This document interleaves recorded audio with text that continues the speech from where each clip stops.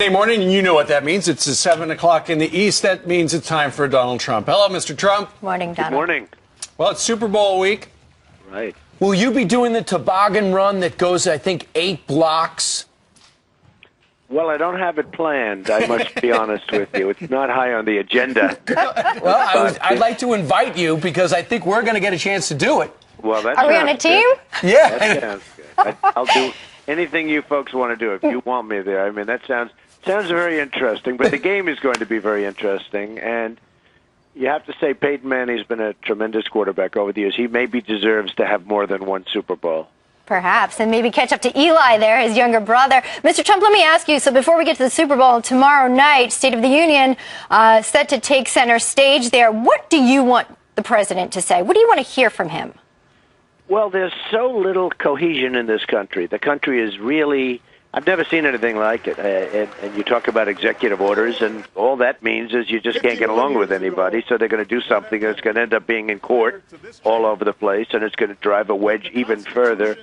And you'd like to see this country be able to get along. Now, we've been hearing so much in terms of rhetoric, and it's all talk, it's no action. So I'm certainly not counting on much. Well, you know what? At last year's State of the Union address, he promised immigration reform, increase the minimum wage, and gun control, which, interestingly enough, died in the Democrat-controlled Senate. So last year, you know, he kind of whiffed, didn't get a lot done.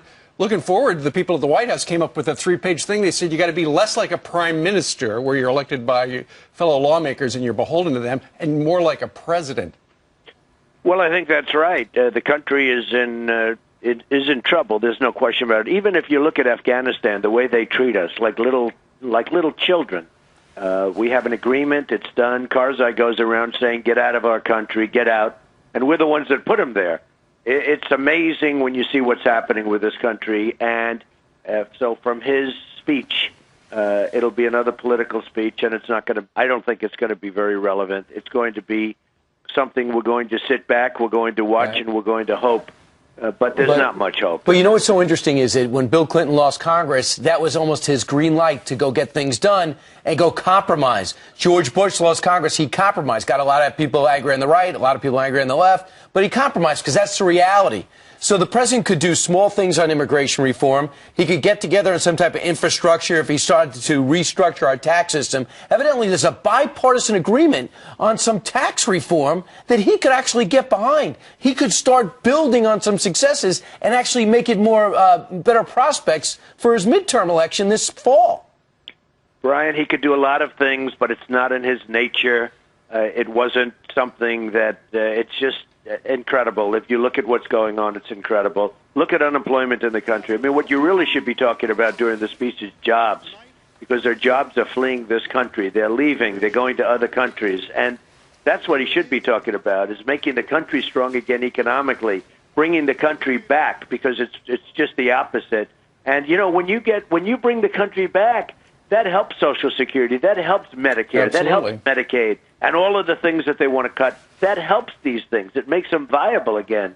But our country is going in the wrong direction. Our unemployment picture, and you saw that last week, it was incredible. When the numbers were announced, I was watching some, pretty major economists, if there is such a thing as an economist, to be honest with you, but because it's a guessing game. But I was watching these guys. They were absolutely stunned when they looked at the numbers. They couldn't believe it, how bad they were.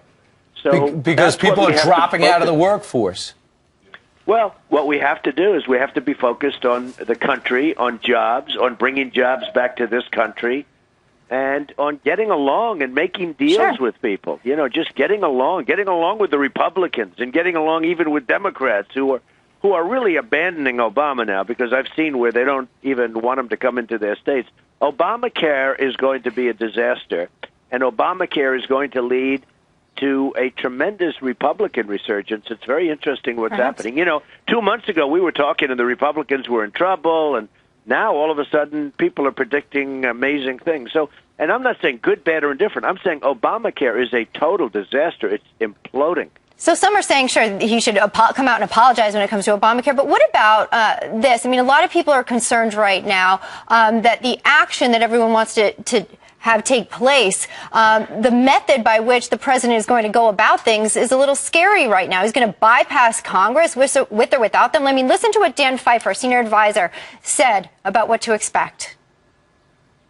I think we need to show the American people that we can get something done, either through Congress or on our own, because what they want are answers. They're out there working hard, building their businesses, showing up to work every day, playing by the rules, and they expect the same from Washington. The president wants to lead in that direction. So with or without Congress, I mean, either that's an ultimatum or to My some. way or the highway. Right. I mean, how do you feel about that? There's never been anything like it, Elizabeth. There's never been a time like this. There's no communication whatsoever, and there's no leadership. If there were leadership, he'd grab everybody, get them in a room, and make a deal. You lock the door, and you make a deal. You get something done. Instead, he's going to use something that is almost unthinkable. When you think that he's going to do this, it's this would have been unthinkable 4 years ago or 2 years ago, and this is going to happen perhaps because there's no leadership, there's no work, there's no getting together, and let's make a deal. Let's look good to everybody, including the world, by the way, where we look like a bunch of jerks. Right, and now this is something that could happen. Right, and the interesting thing is he got elected because he promised he would change the tone in Washington, and now the tone has never been icier. Donald Trump, never been worse. Well, when are you going to decide if you're running for governor, especially in light of what Andrew Cuomo said this week, telling conservatives to hit the road? Well, that was a terrible statement, and I told the Republican Party if they unify, which is unlikely because they don't have good leadership at the top, but if they unify, I would do it, and I would win. New York needs somebody. It needs some strength, and it needs somebody fast. But if they unify, will they unify? Probably not. New York has been a disaster for years for the Republicans.